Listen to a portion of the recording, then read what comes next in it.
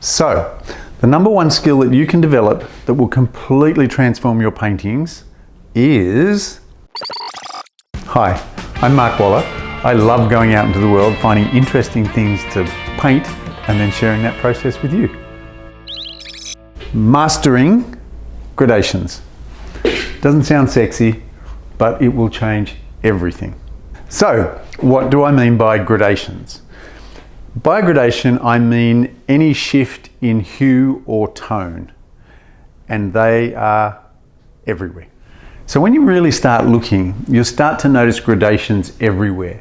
It's in the way light folds over skin, or the shapes that fabric makes, or in the sky, for example, clouds. It's everywhere. And what we're going to do is we're going to develop some very basic skills from which to expand, and that will hopefully solve a lot of your painting problems, because I'm betting that gradations are at the heart of them. So the reason I think it's so important to develop those skills, or develop the skill to master gradations, is A, because they're everywhere, but they show up in the most interesting places. Using gradation skills helps you create the illusion of something receding off into the distance. It creates the illusion of volume, and shifts from warm to cool create the impression of light and times of day. So it really does permeate everything. And that's why it's so vital, if you're painting something realistically, to be able to really nail down your ability to see those gradations, but also then your ability to paint them.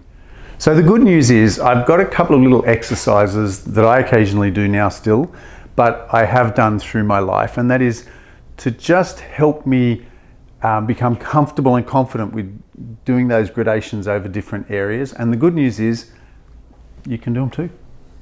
So I'm just going to drop this banana leaf picture here, and you will see that there are transitions or gradations of colour all over the place. So you have on the leaves that are exposed directly to the light, you can see that there's a blue light coming in, the sky reflected, and you can see that as that folds over the leaf, it creates a lovely roundness. You can see that when the light comes through the leaf, there's that backlit colour of the yellow. There's a gradation there, also creating that roundness. On the fruit, for example, or the flower, I should say, there's a shift sort of from those purples into reds, and that creates volume. So this painting is almost all gradations of colour, but it's got this lovely, I don't know, volume and depth, and without it, it would be dead and flat. So gradations aren't always smooth either. In this wave picture, for example, we've got a gradation of flecks of colour that go from dark into light. The trick is seeing the gradation. After that, you develop the brush skills to be able to create the illusion of bark, for example. But the important part is seeing the gradation. So your homework, as always, is to go out and start looking. Now, I obviously love to go out in nature and find all that sort of stuff, so it's your turn. Get out in the bush and look for gradations. Look for the light, the way light hits leaves, and look for the way, you know, clouds, for example. There's a gradation from the parts that are lit and the parts that are in shadow. Really, really look. It's good for your mental health too. After you've done that, we'll come back and we'll do a couple of little exercises, very, very simple exercises that will help develop and hone those skills. Okay, now for this exercise, you're going to need a ruler, pencil, blank canvas. We're going to use one colour and white.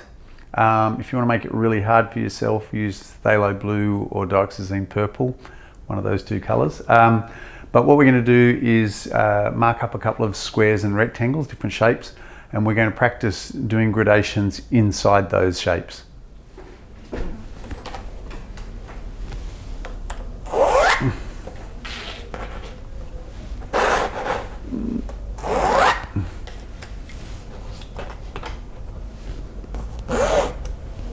So we're going to make one kind of squarish, then we're going to make another one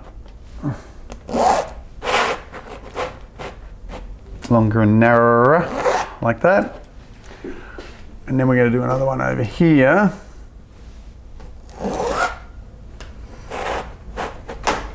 that is more, oops, vertical. like that. Go right down to there. Okay, so I've got our square one, longer rectangular one, and a longer rectangular one that way. And we're just going to use one brush. So I'm going to use this brush. And that's it, one brush. So at this point, I think I'm going to use Pthalo Blue because that's what's on my palette. So you'll notice I haven't masked any of this up. My job is to do as soft gradation as I possibly can with no brush marks inside that. So I'm starting here with neat Pthalo Blue. And I'm just going to go across there like that.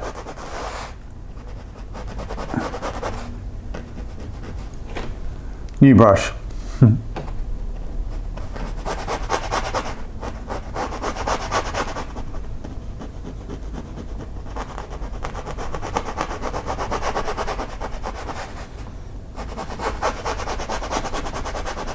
Okay, so that's my first colour. Where I start off. And look, while I said stay within the lines, you know, it's a painting. We don't have to be a precision machine. It's close. Okay, so now I'm going to add a tiny bit of white to that because I want a little incremental shift, and that will do it.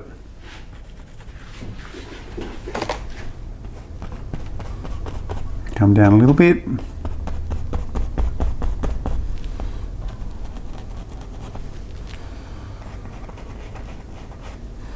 And now I'm just going to blend those two colours together, like that.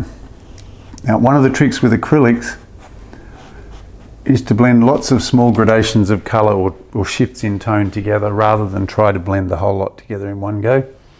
Add a little bit more white there. Just going to repeat that process.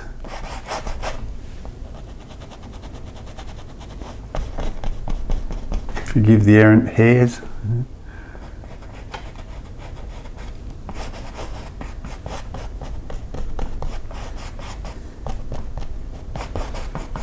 Okay, more white, and it's basically just more of that. Now that may be too strong, so I'm just going to tiny bit more Pthalo Blue in there.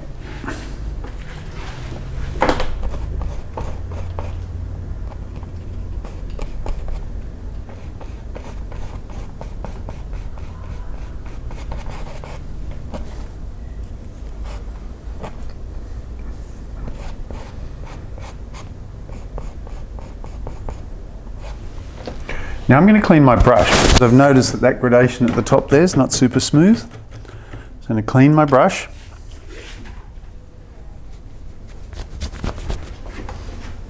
And just very softly. Like that.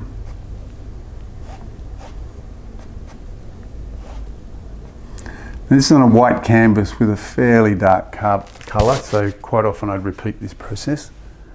If I was doing a painting, more white.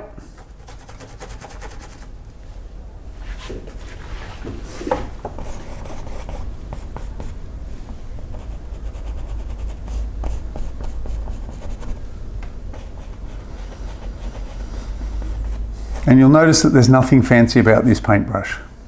It's a really good idea to teach yourself to do a gradation of colour with a mediocre paintbrush, because it gets a lot easier when you do it with a good one.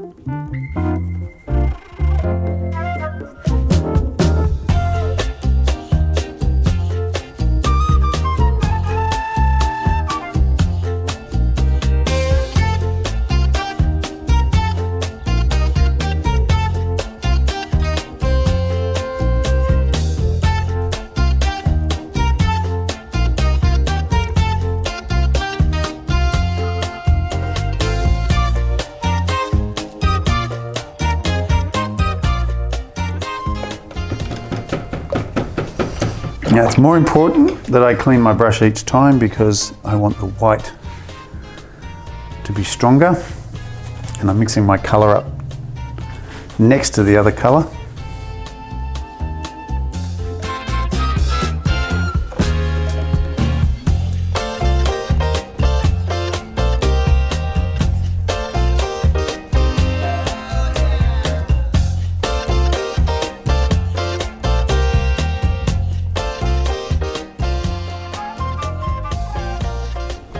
And this is quite a firm brush, so if you want a softer gradation, the softer brush works really well.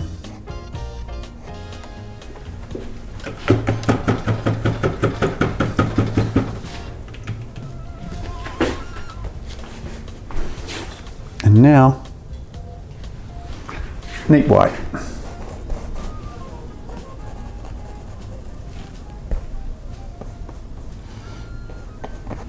And the reason that I use the neat white is because it's a really good way of training you to keep your colours separate on the surface. So now that I've touched the blue, I can't go back into the white again.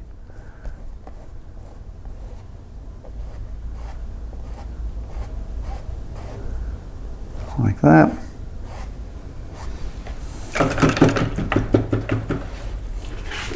And as you can see, I'm continuously cleaning my brushes.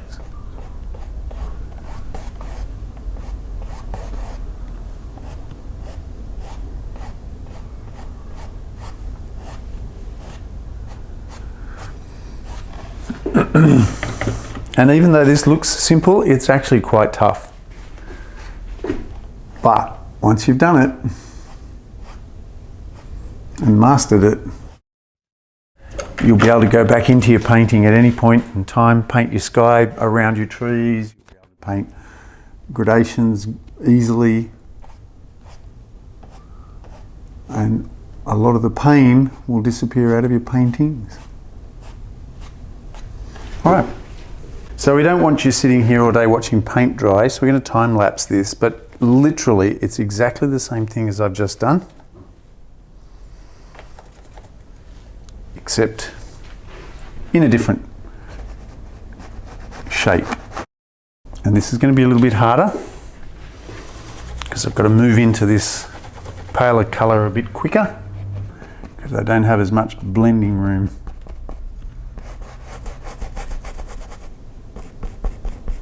Okay, same as before, we've got less room to work on the sides, but more room vertically.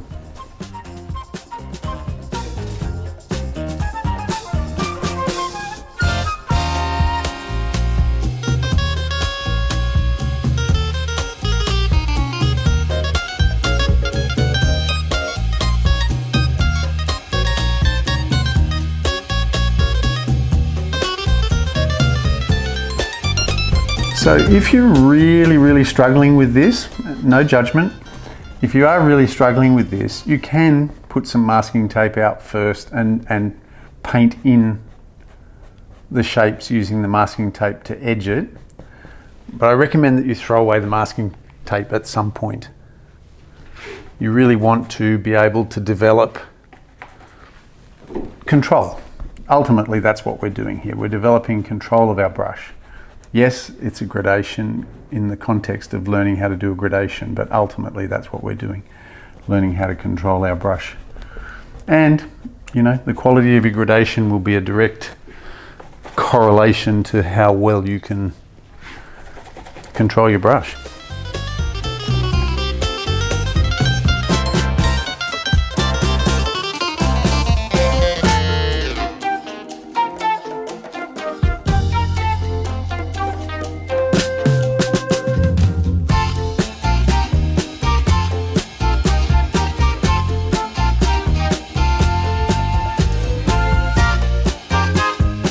Okay, so now that we've done these rectangles, we'll start looking at spheres or balls, and we'll then start developing a different way of using our brush to create some texture, still in the context of gradations.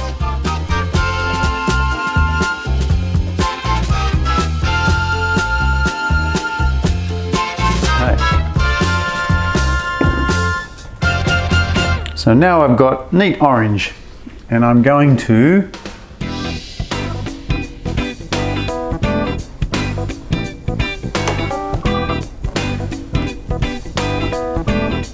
just do this.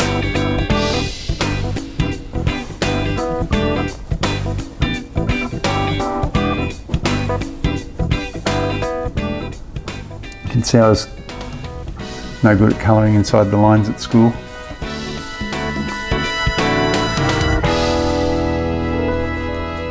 Now I'm just going to cheat a little bit. I'm going to do this here, like that.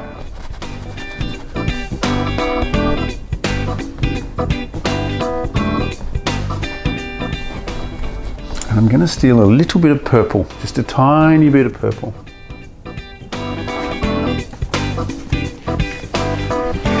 And do this.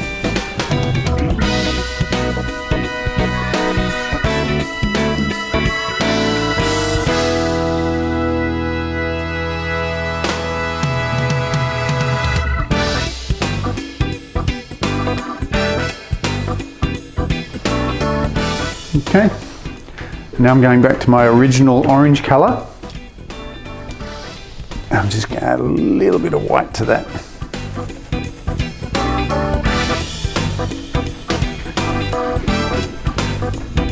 And I'm going to create a circle within a circle.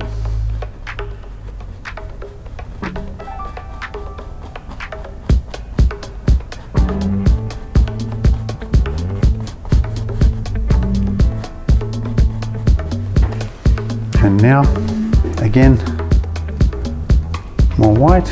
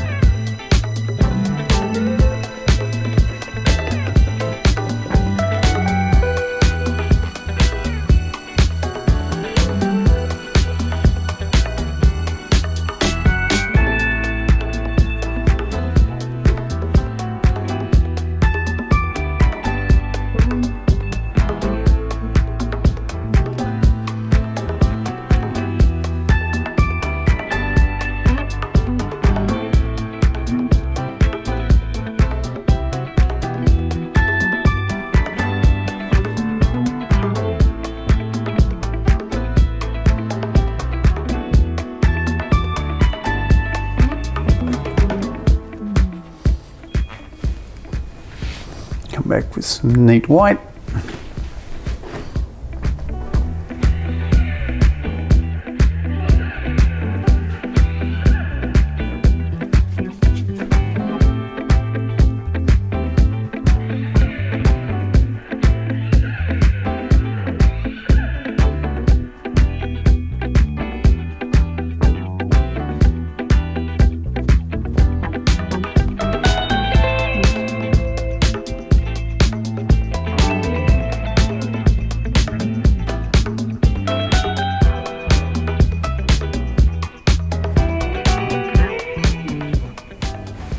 Okay, and there we have our sphere. I've added this purple in here for a reason, because we're doing another exercise in a minute, and I just wanted to add a shadow in there, and the reason I also did this is because of just how incredibly pervasive and yet subtle gradations are. So if we have this sphere, for example, or this ball, light's coming from here, this will be in shadow, but it'll be sitting on something. So there'll be a light bouncing back up on the underside of that part of the circle. So what I've done is I've added that shadow. I could have just painted the shadow all the way around and made it dark, but I thought it was kind of a nice way of creating an opportunity for us to look for another gradation. And it's those layers of gradation that really create realism in the picture. And if you look at someone's face, you'll see light coming from different directions, all of them. creating gradations of colour or tone on each part of their face. Okay, so we're going to do the same thing again, different brush technique though. Getting my orange, old paint, using it up.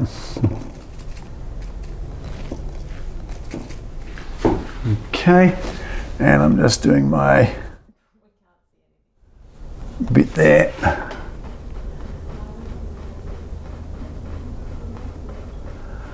And it really doesn't matter at this point. Oops. It's just getting some colour down to get that edge defined.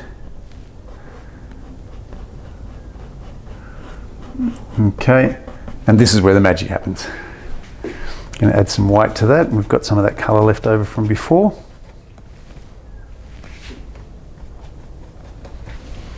We're going to, using the edge of the brush,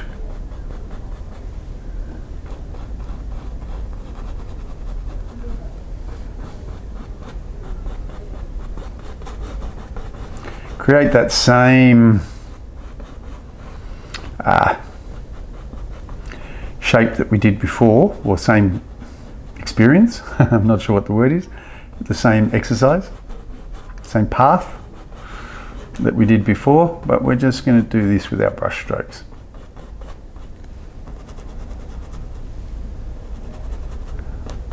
So take a bit less time. Now at the moment it's probably not looking a lot different from the first one until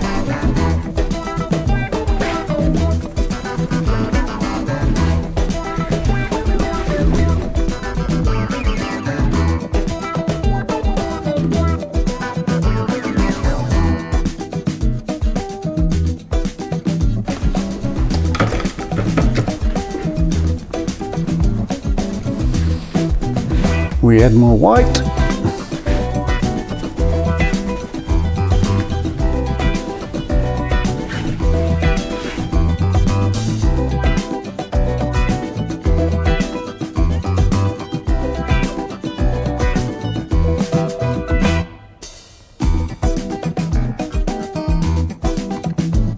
We break up those shapes.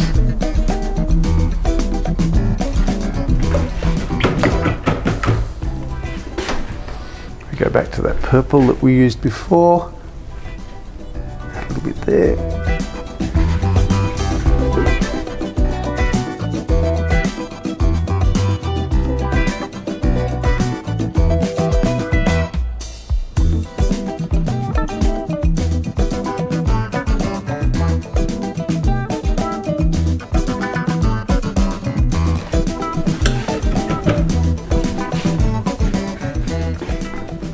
A little bit of orange, we'll go to the strong one.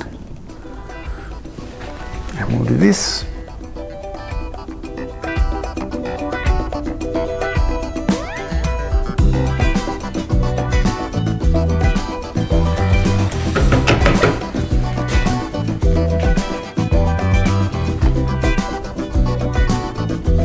Break that up a little bit like that.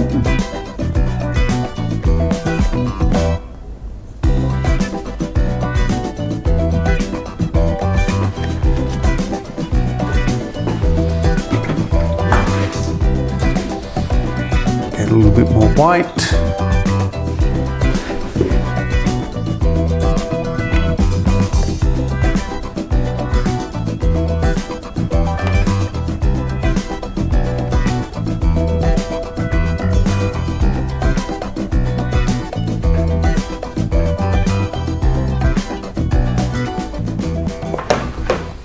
Okay, so we've done our orange, our little orange ball, and now we've done an orange. So we've practiced a few gradations and a few exercises to develop gradation skills, but I'm going to suggest that maybe a painting can be incredibly powerful just by doing a gradation and putting some detail over the top. Sometimes it doesn't need to be any more than that. So what I've done here is I've done a gradation, lighter through to deeper, and I've gone from French Ultramarine Blue into Pthalo Blue, and I've repeated the same thing down here, and we're going to make a little painting out of it. Simple, but nice, I think. So I'm going to grab a bit of dioxazine purple here, that'll do. A bit of cad yellow medium, some white, a bit more yellow I think. And I'm just going to brush this across there like that. This is wet sand or damp sand.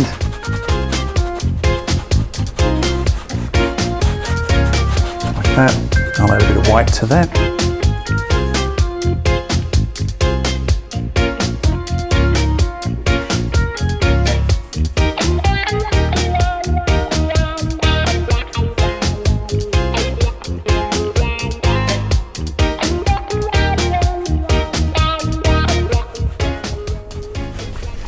Okay, so now, where the fun starts.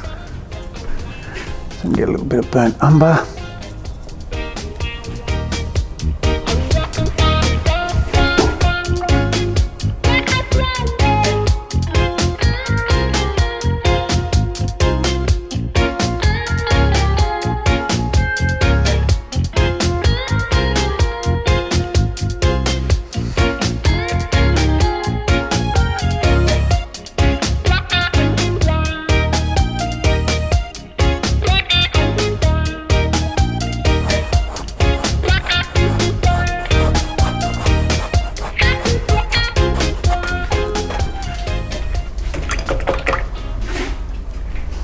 Now I'm going to get some forest green, cad yellow medium, and some dioxazine purple, and all of these colours of course are in our recipe book if you want to have a look at them, or that.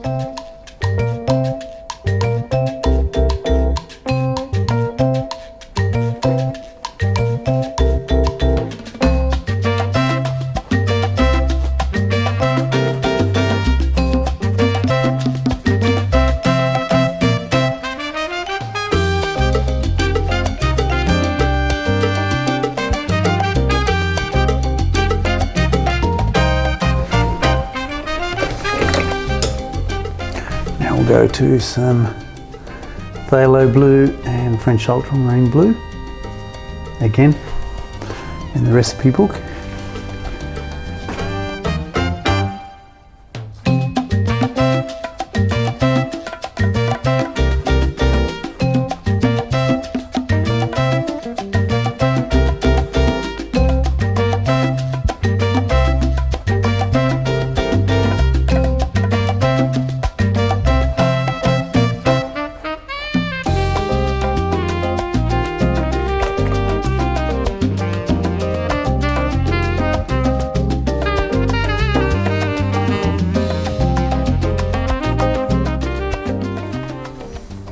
And add a little bit of cad yellow light to that.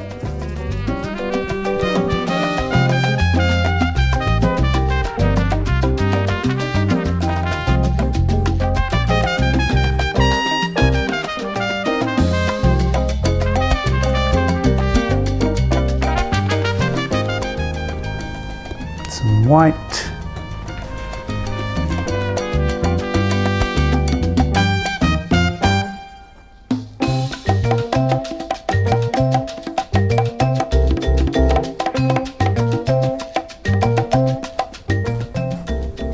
A little bit wet.